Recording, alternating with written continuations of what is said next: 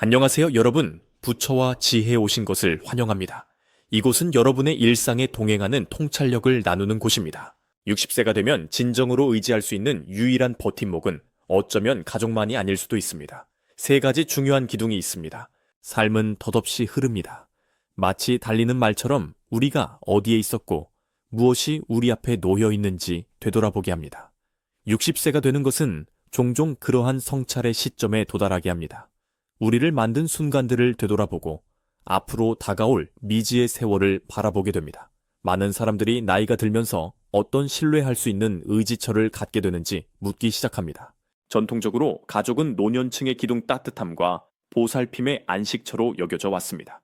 그러나 사회가 발전하고 가족 구조와 생활 방식이 변화하면서 이러한 생각은 서서히 의문시되고 있습니다. 오늘날의 세상에서 60세 이상이 되면 실제적인 버팀목이 가족만을 넘어 세 가지 기본적인 기둥에 놓여 있다는 것을 알게 됩니다. 이 기둥들은 실제적이고 감정적인 기반을 제공하며 삶의 후반기에 풍요로움과 의미를 더해줍니다.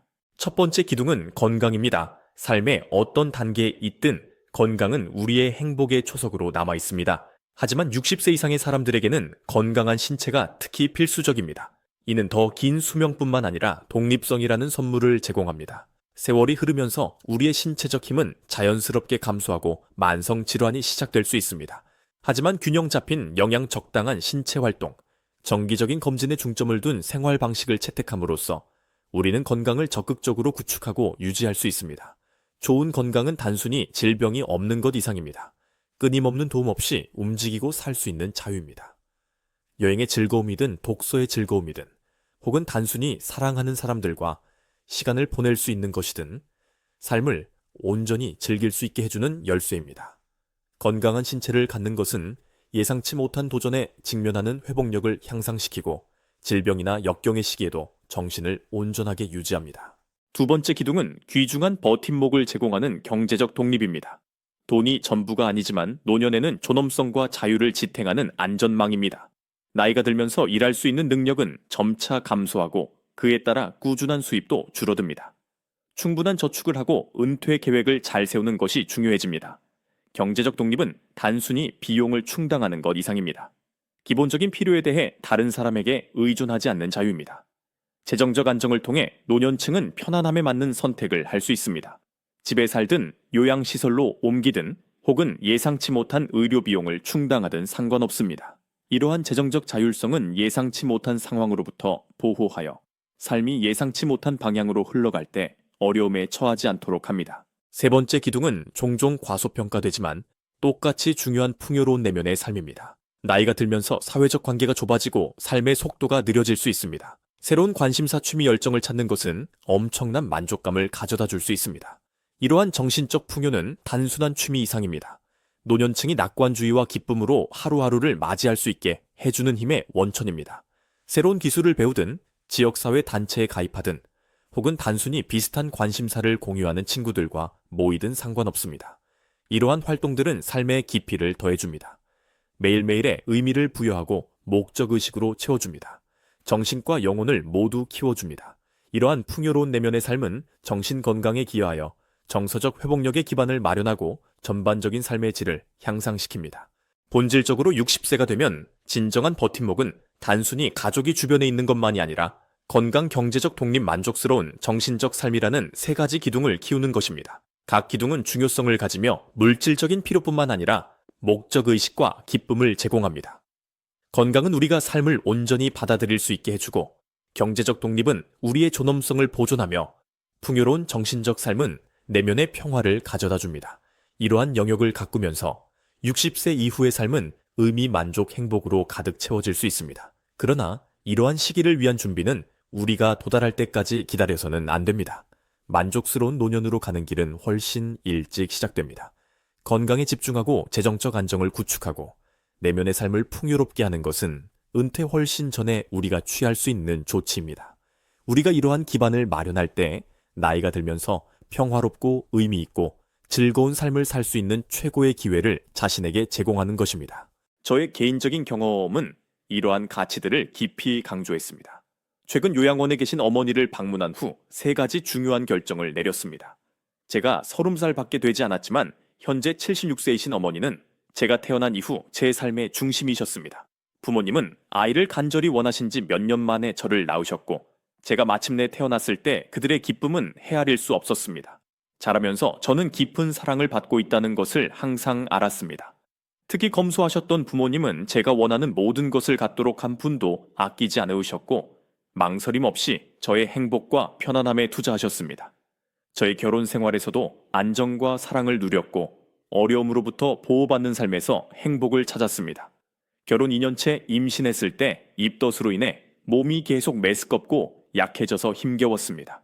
고통이 너무 심해서 직장을 그만둘까 생각했지만 항상 저의 미래를 염두에 두셨던 부모님은 제가 버티라고 촉구하셨습니다. 그들은 직업의 안정성을 매우 중요하게 생각하셨고, 만약 제가 사직한다면 비슷한 일자리를 쉽게 찾지 못할까 걱정하셨습니다. 남편의 수입으로 우리를 부양할 수 있다고 믿고 저는 건강에 집중하기 위해 직장을 그만두었습니다. 6개월 후 건강한 아들을 낳았고, 이 일은 부모님을 기쁨과 자부심으로 가득 채웠습니다. 아들이 3살이 되었을 때 부모님은 제가 둘째 아이를 갖는 것을 고려하라고 권하셨습니다. 그들의 논리는 형제자매가 서로를 돌보고 아이가 둘이면 나이가 들면서 가족에게 둘러싸여 있을 것이라는 믿음에 뿌리를 두고 있었습니다. 그러나 저는 그들의 관점을 공유하지 않았습니다. 아이 둘을 키우는 것은 비용이 2배로 들고 더 많은 시간을 소요하며 개인적인 일에 대한 공간이 거의 없을 것이라고 느꼈습니다. 저는 아이 한 명으로 충분하다고 느꼈습니다. 2년 전 아버지가 갑작스러운 뇌출혈로 쓰러지셨고 병원에 도착하기도 전에 세상을 떠나셨습니다.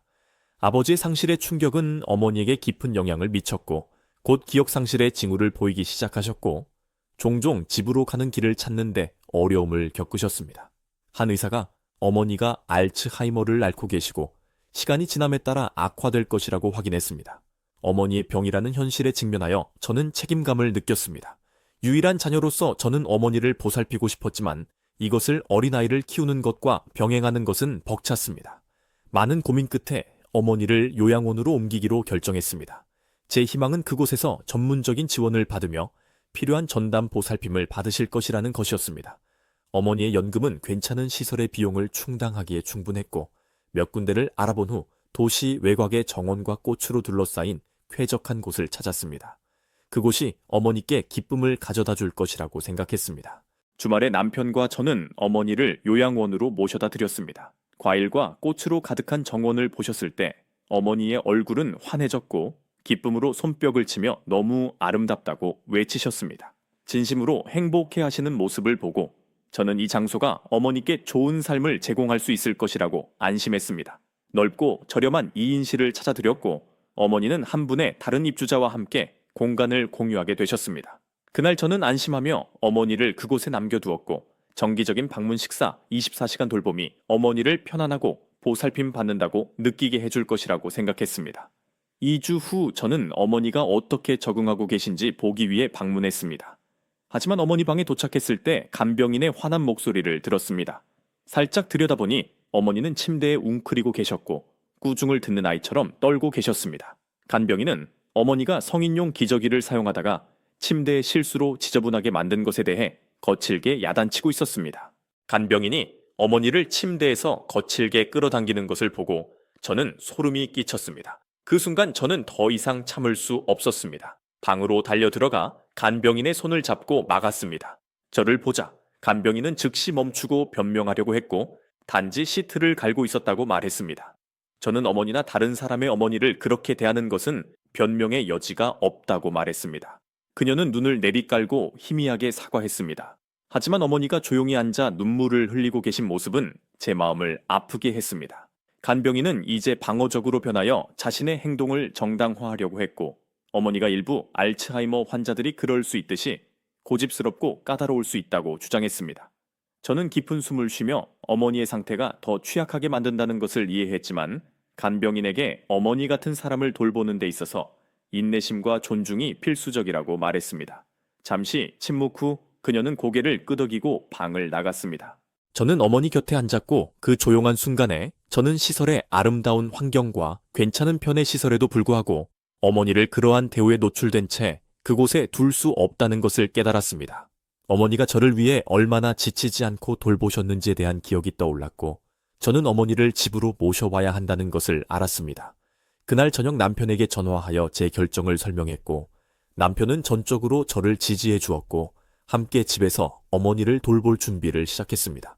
우리는 어머니의 보살핌에 더 어려운 부분들을 돕기 위해 간호사를 고용하기로 동의했고, 이것이 지속적이고 종종 힘든 책임이 될 것이라는 것을 알았습니다. 하지만 저에게는 그것이 유일한 선택인 것처럼 느껴졌습니다.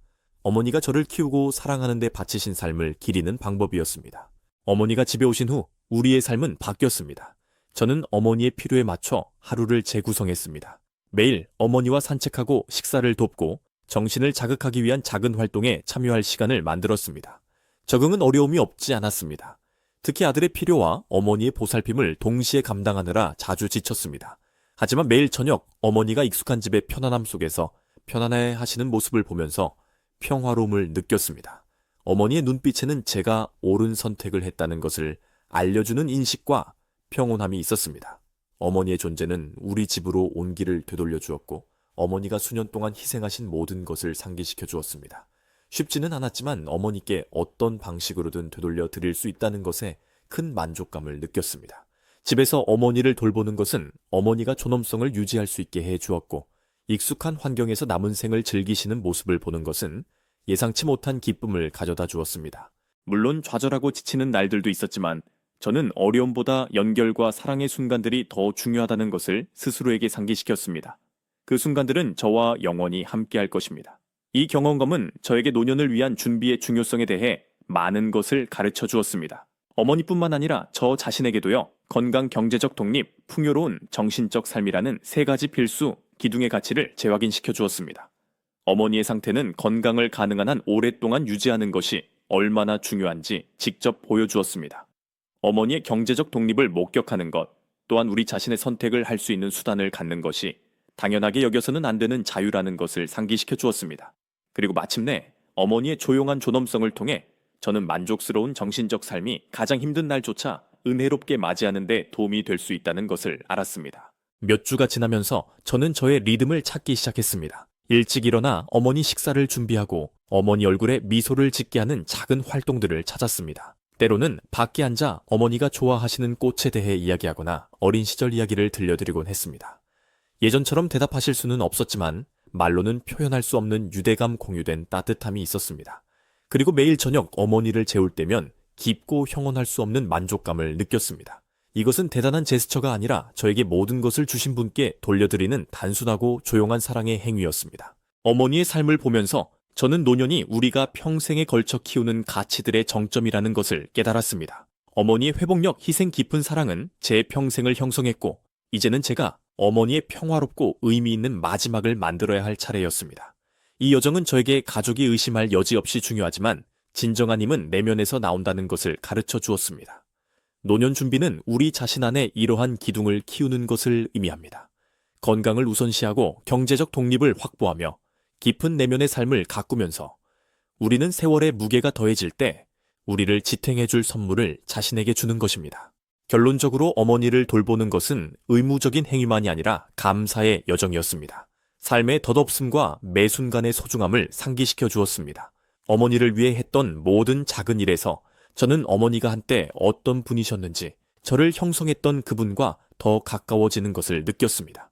이 경험은 사랑과 존중에서 발견되는 놀라운 힘에 눈을 뜨게 해주었습니다. 길은 어려울 수 있지만 사랑하는 사람을 돌보는 보상이 어려움보다 훨씬 크다는 것을 보여주었습니다. 따라서 노년을 준비할 기회가 있는 우리는 의도적으로 그렇게 합시다. 건강, 경제적 독립 내면의 평화라는 기둥에 집중합시다. 그것들은 우리가 회복력과 은혜로 미래를 맞이하는 데 도움이 될 수 있습니다. 그리고 나이가 들면서 의미와 온기로 가득 찬 삶을 만들고 사랑하는 사람들에게 둘러싸여 충만하고 잘 살았다는 지식과 함께 합시다.